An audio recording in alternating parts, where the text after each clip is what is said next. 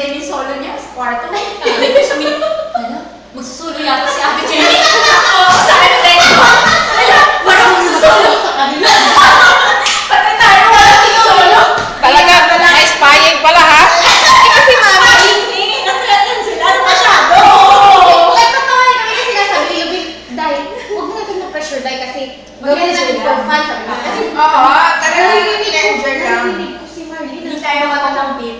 Pong, pong. Sabi ni Lubin, hala ka, Day, baka mag-choir siya.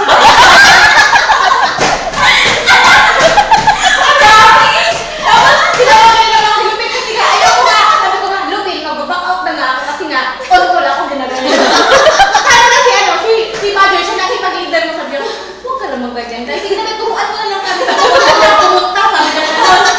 Ay, sabi ko, sige na, mag-practice. Wala pa kami song, hala, gabi na lang. Tapos kami doon, ako, si Karina, tsaka si Lupin, nakatanga lang kami ganyan sa laptop. Kaya ang voice natin. Hala, sila Marlene, nagpa-practice na naman sila. O, tapos tayo, wala pa tayo gano'n. Sige na, mag-print na lang tayo ng ay, banner verse natin, sabi ni Lubin na gano'n. Which means, ay, mag-print natin ng ano, yung God with us. Ay, ano na, kahit saan na lang natin idikit yung